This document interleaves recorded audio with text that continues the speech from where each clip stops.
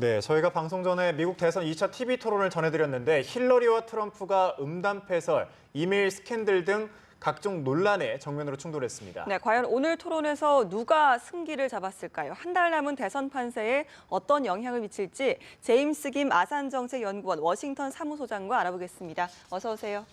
네, 안녕하세요. 네, 오늘 아침부터 좀 바쁘셨을 것 같은데 TV 토론 보셨잖아요. 네. 결과적으로 누가 이겼다 이렇게 말을 할 수 있을까요? 오늘? 글쎄요, 지금 예. 봐서는 어느 정도 너무 기대 자체가 예. 트럼프 쪽에서 낮았기 때문에 그 기대 이상으로 어느 정도 선전을 한 상황입니다. 예. 그래서 음담 패설에 관한 여러 가지 문제를 어느 정도 해소하지 않았나 싶고요. 그렇지만은 전적으로 힐러리 클린턴 후보도 클린턴 후보 나름대로 또 이메일 스캔들에 관한 문제도 어느 정도 또 대응을 했었고 네. 또 정책 제안도 좀 깊이 있는 대화가 이번에 좀 이루어졌습니다. 그런 면에서 어느 정도 좀 트럼프 후보가 덕을 보긴 봤는데 전적으로 부동층을 움직일 만한 그런 토론은 아니었다고 보기 때문에 비겼다고 저는 생각합니다. 예, 앞서 보신 것처럼 그 도널드 트럼프 오늘 쉽게 좀 흥보하지 않았습니다. 농담도 했고요. 어떻게 이런 모습이 이미지 쇄신에 좀 효과를 줄 수 있을까요? 네, 그렇습니다. 예. 뭐 예상 외로 좀 더 준비된 모습을 보여줬고요.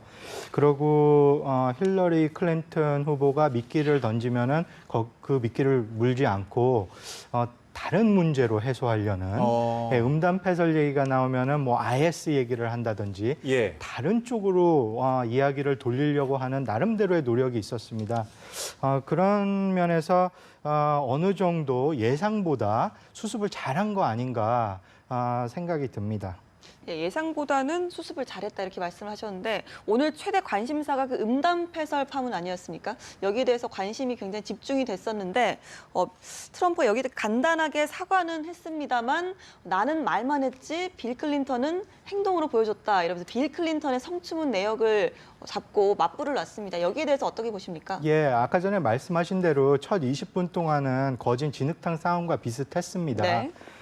그렇지만 20분 이후로는 힐러리 클린턴 후보도 이 문제에 대해서 더 언급하지 않았거든요. 예. 어느 정도 넘길 수는 있었지만 이 문제가 공화당 내에서 어떻게 해결될지 그거는 아직 두고 봐야 되는 문제입니다. 왜냐하면 당 내의 지도층 자체가 지금 트럼프 후보에 대한 여러 가지 또 지지를 못하겠다라는 발언을 한 상황이기 때문에 예. 트럼프 후보가 이제 지금 남은 한 달 동안 당의 지지를 분산시키지 않는 상황에서 어떻게 당의 지지를 몰고 가면서 예. 부동층의 지지도 같이 끌고 갈까 이게 관건인 것 같아요. 네, 알겠습니다. 또 1차 토론 이후에서는 이 트럼프의 지지율이 좀 하락했거든요. 2차 TV 토론이 좀 지지율에 어떤 영향을 좀 미칠 수 있을까요? 네, 1차 토론 여론조사 보시면 평균적으로 한 2% 정도 힐러리 클린턴이 더 앞서가고 네. 있는데요. 2차 토론에서 제가 아까 전에 말씀드린 대로 트럼프 후보가 어느 정도 이 문제 해소를 하려는 노력을 보였기 때문에 예. 전적으로 크게 바뀌지는 않을 거라고 봅니다. 만약에 좀 더 트럼프 후보에게 유리하게 한 1% 정도 더 넘어갔으면 넘어갔지 큰 격차는 보이지 않을 거라고 생각됩니다.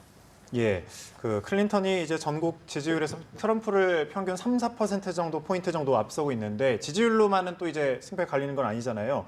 그래서 선거인단 확보가 좀 중요한데 10여 곳의 경합주 선거인단 확보 여전히 박빙이죠. 네, 맞습니다. 지금 관건은 아무래도 플로리다주, 집중적으로 뭐 노스캐롤라이나, 오하이오주, 버지니아주, 펜실베니아주 아주 주요 지역들입니다. 이쪽 중에서도 오하이오주와 플로리다주에서 만약에 트럼프 후보가 선거인단을 확보하지 못한다. 그렇다면 이 선거는 끝난 거나 마찬가지가 되는 상황입니다. 예, 그 마지막 이제 3차 TV 토론이 남았는데 어떤 변수가 있을까요? 예, 라스베가스에서 이 10월 20일 날 이제 진행될 토론인데요. 예. 아마 외교 안보 문제가 집중적으로 다루게 될 겁니다. 이 문제에 대해서는 오늘 토론에서도 얘기가 많이 나왔는데요. 글쎄요.